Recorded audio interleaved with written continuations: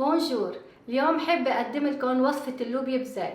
اللوبيا بزيت وصفة كتير طيبة وكتير سهلة التحضير، وخصوصا منيحة هالطبخة للناس الفيجيتيريان وكمان الناس اللي عندها مشاكل بالجلوتين، لأنه هالطبخة هي خضرة وبس.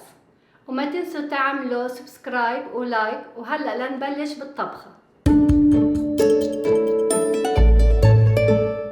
هون عندك 1.5 كيلو لوبيا طازة أنا جهزتها لللوبيا، وهون عندي بندورة، كمان عندي 1.5 كيلو بندورة. هولي أنا نقعتهم بالمي المغلية، وهول كمان رح انقعهم، بس رح أشعكم أول شي كيف.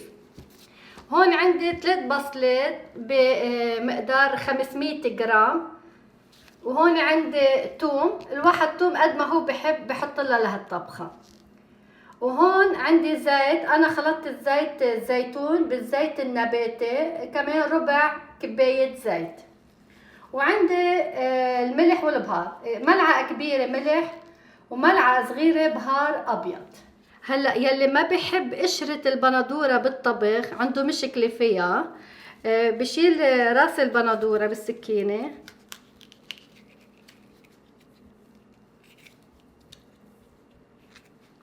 وبيجرحها من تحت. انا منقايه البندوره المستويه مشان اللوبيا، وبينقعها بالمي المغليه ليقدر يقشرها. بس يلي بحب القشره وما عنده مشكله في ما يعمل هالخطوه هيدي، يعني دغري يقطع البندوره وينزلها بوقت ما لازم ينزلها فوق اللوبيا. وبدي اجرحها من تحت لانقعها بالمي المغليه. وهلا بالنسبه لللوبيا انا منقيتهم هوديك، بس خليتكم وحده لاشعكم كيف بشيلهم هيك وبقطعها قطعتين. هلا اذا بين عندي هون خيط، الخيط كمان لازم اسحبه على مهله ليطلع. بالسكينه ما بيسوى استعمل السكينه لللوبيا، ليه؟ لانه لما قصها هيك بقاش فيي اعرف اذا فيها خيط. هلا ثقبت لاني عملتها على مهله. هو الافضل انه نعمل اللوبيا بالايد، واذا حسينا فيها خيط نسحبه على مهلنا لنقدر نشيلهم كلهم.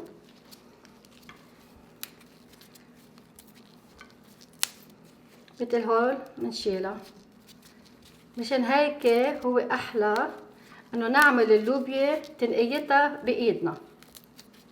هلا من بعد ما قطعت اللوبيا لازم غسلها كلها منيح وارجع احطها بالمصفايه لصفيها من المي.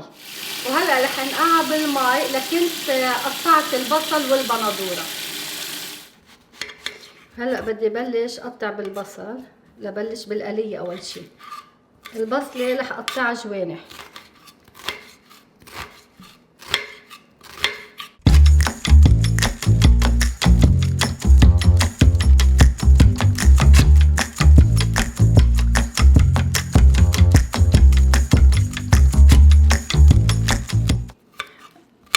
هلا عم بقطع الثوم، قطعت البصل حضرته جوانح. هلا بدي اقطع الثوم. الثوم في الواحد يحط قد ما بده، في يحط راس، في يحط راس ونص، يعني 10 حصوص، 6 حصوص، 12 حص ثوم، يعني قد ما هو الواحد بحب نكهة الثوم باللوبيا. اللوبيا برح لها كتير الثوم، بس في ناس بحبوا الثوم كتير وناس لا.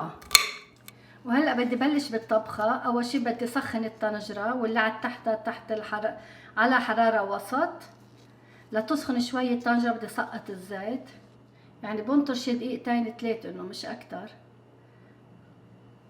هلا بحط الزيت، زيت نباتي مع زيت زيتون، وبنطر الزيت ليسخن عندي شوي لسقط البصل عليه.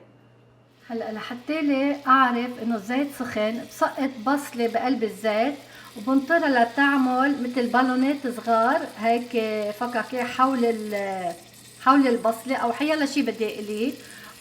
وبعدين بسمع صوت الزيت. هلا انا خليته شوي لاني عم صور، بس عادة ما بخلي هالقد يحمى لانه زيت زيتون. وهلا لحتى لي سرع بالبصله تحمر عندي بسرعه، تدبل بسرعه، رح رشلها رشه ملح ورح غطيها. حط الغطا عليها، هي على نار وسط. هيدي من كميه الملح يلي بدي احطها على الطبخه. حط شوي على البصله بقلبها. هلا عندي البصله على نار وسط.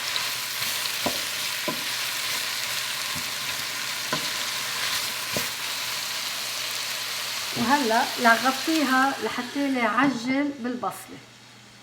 هلا بوقت ما حطيت البصله على النار بقشر البندوره وبقطعها كرويات صغار. انا ما بحب قشر البندوره بالطبخ. هلا اللي ما عنده مشكله بالقشره في ما يقشرها، يقطعها دغري اذا بده.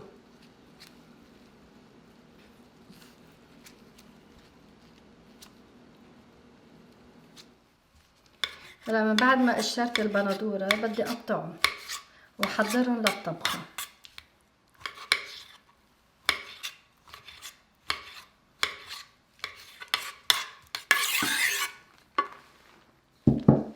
اللوبيا بزيت احسن الواحد ما يزيدها مي، يعني الطبخه كلها ما يحط لها مي. لهالسبب بنقي البندوره المستويه يلي بيعرف انه رح يكون فيها زوم لحتى اللي ما يعوز يحط مي. لا نفترض البندوره ما عطيته زوم كفو للطبخه، بحط مقدار نص كبايه مي وبخليها على نار خفيفه مغطيه الطنجره لحتى الطبخه تتنبت على مهلها.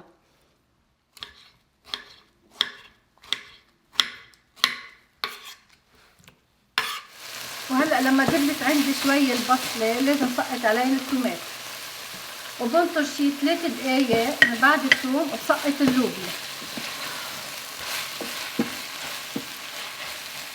وكمان بدي غطيها هيك بعجل فيها. وهلا من بعد ما حطيت الثوم الي 3 دقايق لازم سقط اللوبيا.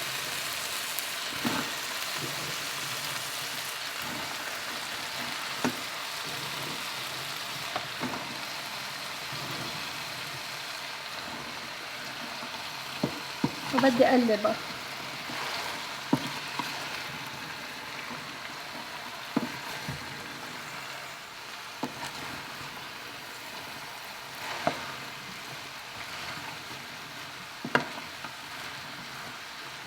وهلا بدي ارش كمية الملح على اللوبيا لحتى لي تدبل عندي بسرعة، ولا غطيها كمان لللوبيا، وكمان بدي احطها على نار هلا خفيفة لحتى تستوي اللوبيا. وهلا صار الوقت لحتى لي احط البندوره. من بعد ما حسيت على اللوبيا دبلت عندي شوي، لونها كمان شوي تغير، رح سقط البندوره بس مش رح احركها. رح سقط البندوره وافلشها على وجه اللوبيا وحط عليها البهار الابيض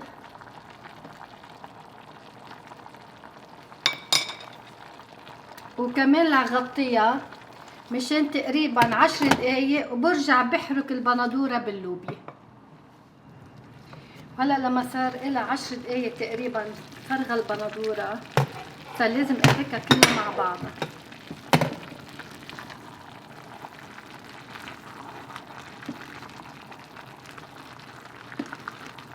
انا لهلا بعد ما زدت لها ولا نقطه مي ابدا، مي ما حطيت.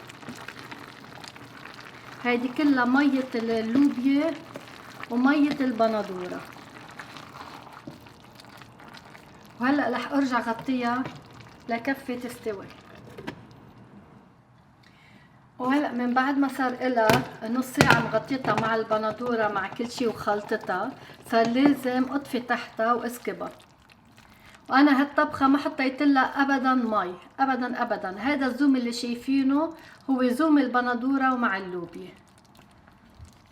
في شغله بحب لكم عنها، انه اللوبيا بزيت دايما بنطبخها على نار خفيفه لحتى تاخد وقتها بالاستواء، لان نحن ما بنزيد لها مي.